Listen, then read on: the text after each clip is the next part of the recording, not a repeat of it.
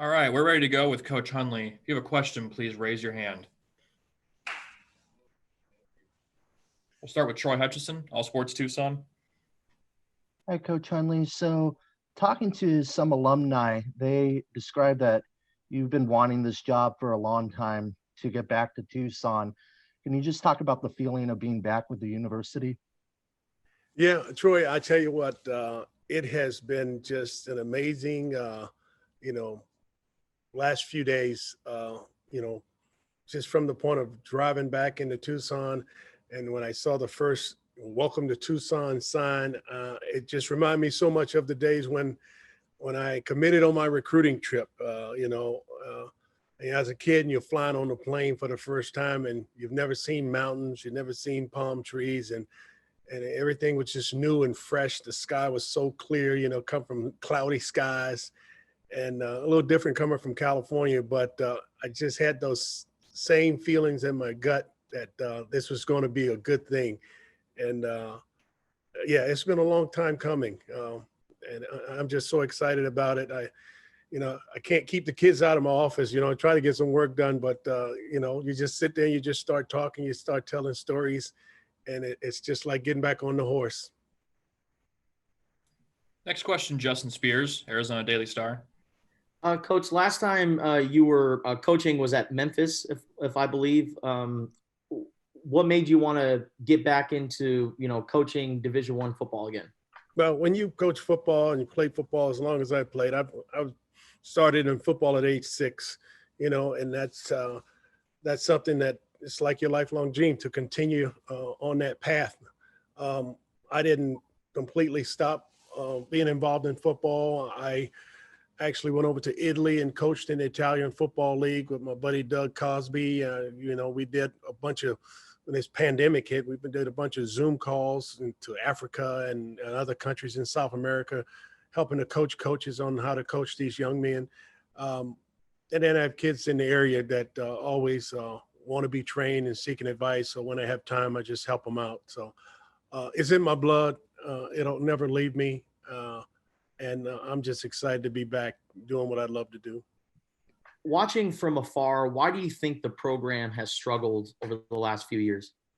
Well, it's not really from afar when you can sit and watch on national TV and you just see what things have just were flat, and players are not, laying it all out on the field. I mean, the Wildcat way has always been you get athletes that can run to the football and want to run and finish, and when you turn the tape on and you're watching it on TV and you see one guy making a tackle or one guy making a tackle or missing a tackle, and then the other 8, 7, or 10 are watching, that's not a good formula, and those things can be tweaked and those things can be fixed because players want to please, and I think you get what you emphasize. And I think it'll be no different than when I was a kid and I was playing. Coach Amato used to yell at me so much I didn't know my right from my left because he wanted us to run. He wanted us to take charge and be control of the things that we're in control of. And we were in control of our attitude to be, good teammates and be coachable. We were in control of our effort and how hard and how fast we played. And if we ran a 4-5, he expected us to play at a 4-5. And we're in control of knowing what to do. And the coaches are going to help with that. And that's going to be our big challenge to make sure the guys are all on the same page so that there's no doubt, there's no hesitation, there's no false steps, and everybody is getting to the football. Because when you get around the football, good things happen. And you had an impressive offer list coming out of high school, and then you committed to Arizona. What do you think the program can do moving forward to boost its recruiting and maybe land some highly ranked recruits? Well, when you look at nowadays, I mean, this place is this is just an amazing, the facilities, it's all first class. I mean, it can compete on any level with any school as far as the bells and whistles. The thing that we can offer that probably other people might not have the opportunity to offer, we're so far down that we can't go anywhere but up. When you lose 12 games in a row, or you lose 5 games in your season, it's going to be hard work. It's going to be a lot of hard work on our part, hard work on the players' part, but there's nowhere to go but up. And people on the outside looking in and say, hey, there's a great opportunity for me to go to a place where I can make a sudden impact. I can make an impact now. I came to Arizona because I had an opportunity to play early, and but you'll get that opportunity because you can see that we haven't had the production, but you're still going to have to come and compete. Even players that don't play well in one year, they can be all pro or they can be all league the next year because all of a sudden the bell went off and they get it and they know how to leave it out on the football field. But any player who's out there who think that he can contribute and help this program to be successful, he's got an opportunity to come in here right now and compete for a starting job. Next question, Michael Lev, Arizona Daily Star. Good morning, Ricky. Good morning. You first met Coach Fish several years ago. What did you think of him? I met Coach Fish about 20 years ago. Yeah. Yeah. What did you think of him back then?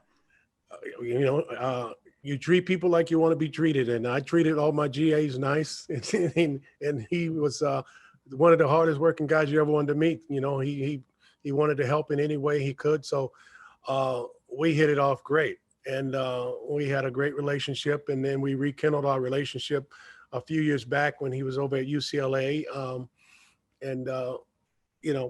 he is exactly what these kids need right now, and this staff that he's put together is first class.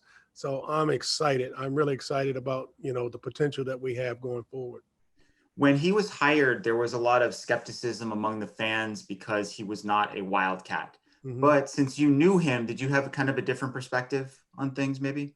Oh, absolutely. Because I don't think you get to be around a Pete Carroll's and a Bill Belichick and a Brian Billick and a Dom Capers and a Steve Spurrier and a Jim Harbaugh.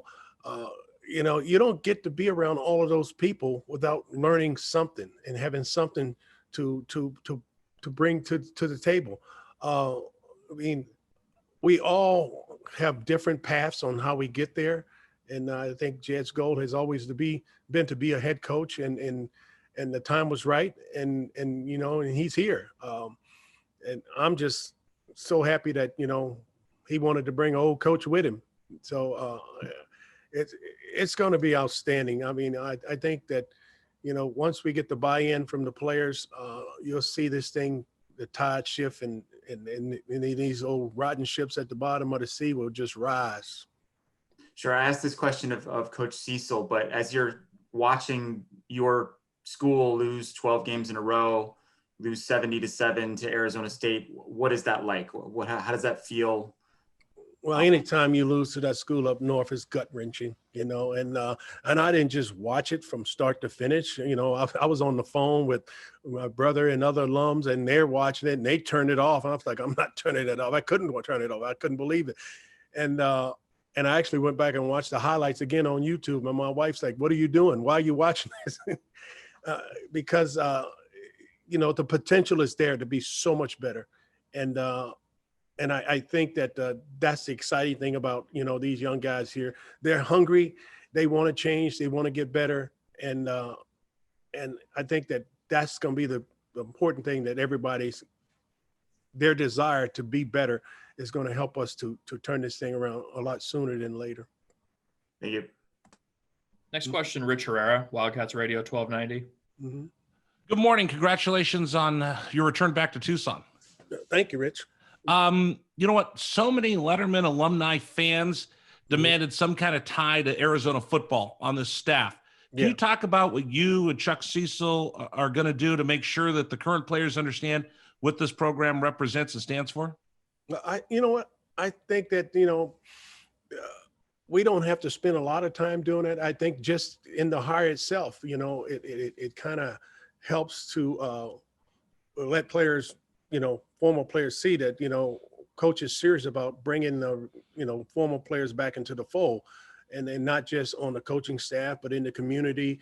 And there's a lot of other things that, you're going to see in time that he's going to do to bring guys back into the fold. We're going to do our part as coaches. We're going to do our part as mentors to help these kids. That's the most important thing. Winning cures everything. So let's do what we need to do to make sure that we got the best prepared players that can go out and play games, and all the other stuff will take care of itself. Everybody will jump back on the wagon when you win it. I don't care where they at. follow-up question. What kind of feedback have you gotten from former teammates and Letterman since you joined the staff? No, you know what? It's been a blast. Everybody's been so supportive, and I think they feel like they got it hard, you know, because these guys and people in the community as well and family have all felt like, you know, they have achieved the same goal that I've achieved by coming back here. Thank you so much. Mm-hmm. Next question, Greg Hansen, Arizona Daily Star. Hey, Rick, what is the difference from when you're coaching the NFL guys to when you're coaching college kids? Nothing. You know, the speed of the game is different, but coaching the guys, you coach them the same way.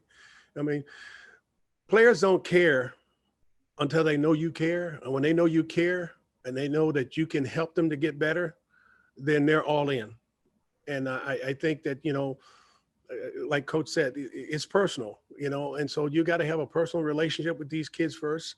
And once you have that, I mean, you can push them as hard as you need to push them to get them to do the right thing, because they all want to succeed. They all want to have success. They all want to have an opportunity to go to that next level.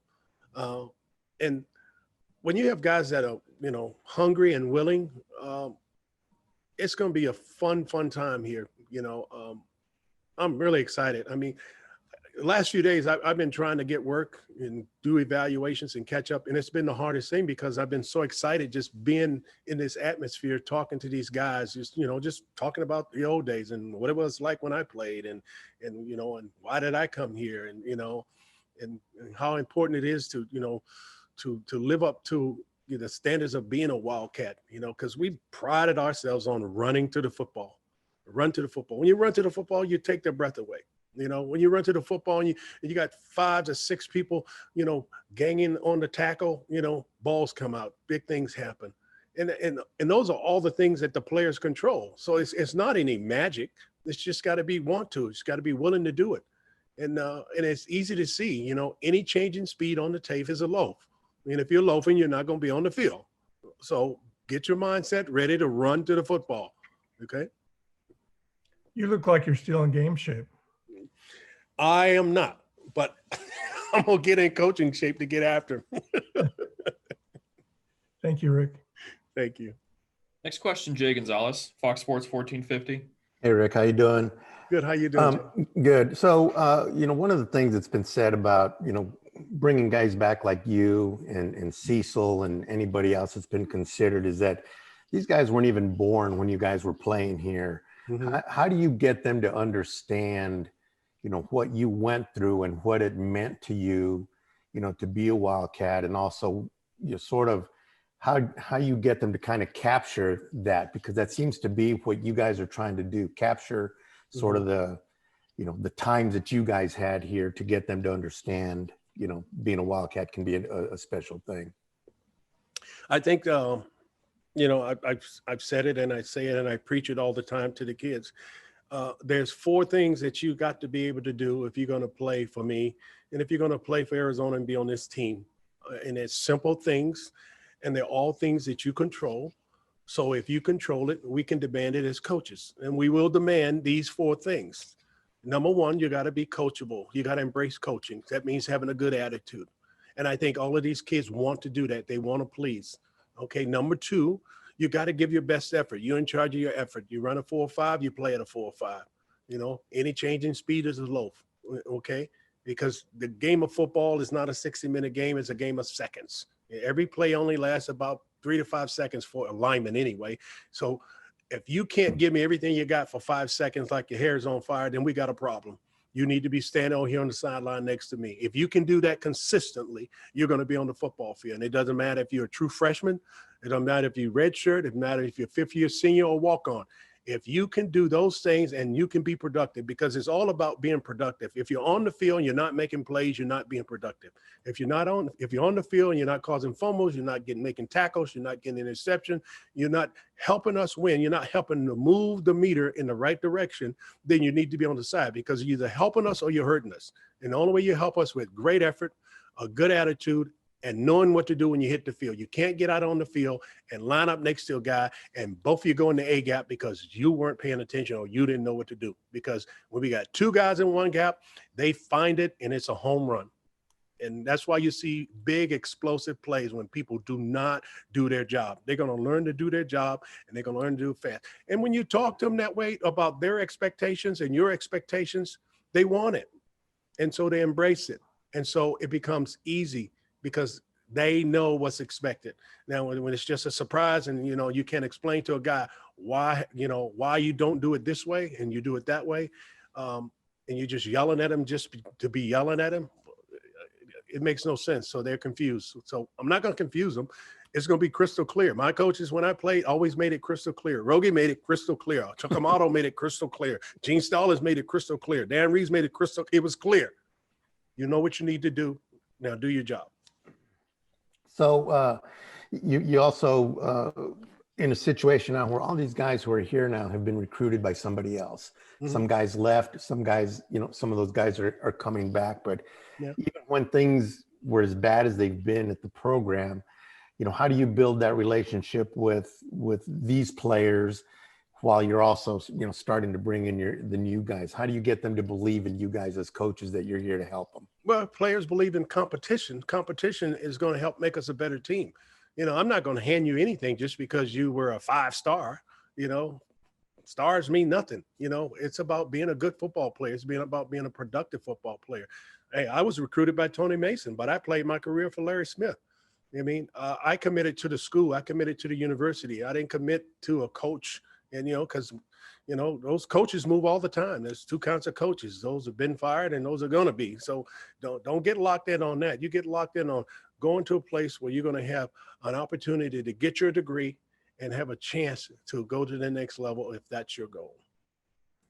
Final question for Coach Hunley will be Alex White. Alec White, Arizona Daily Star. Yeah. Hey, Coach, what's the best piece of advice that you've gotten during your coaching time that's kind of shaped your philosophy? The best coaching advice, it's probably those three things I talked about: attitude, effort, knowing what to do. And the fourth thing, off the field, don't make your problem my problem. Don't make me have to decide if you're going to be on this team the next day because you decide to do something that's not real smart. You know, I love the quote from Forrest Gump: stupid is what stupid does. Okay. So, you know, excuses are mounds of nothingness. You know, we don't have time for that because we're trying to get better. And so guys need to make sure they do the right thing. You're here to go to school. So why would you lay in the bed and not go to class? Okay. You're here to get your body in the best shape possible so you can be the best player possible. So why would you not take care of business in the weight room? You got one body. If you don't take care of it, who's going to do it? So when they understand those simple philosophy, those simple things, you know, it all falls in line with having a better life, you know, having a better experience and a better career for their university life. Great. Thank you, Coach.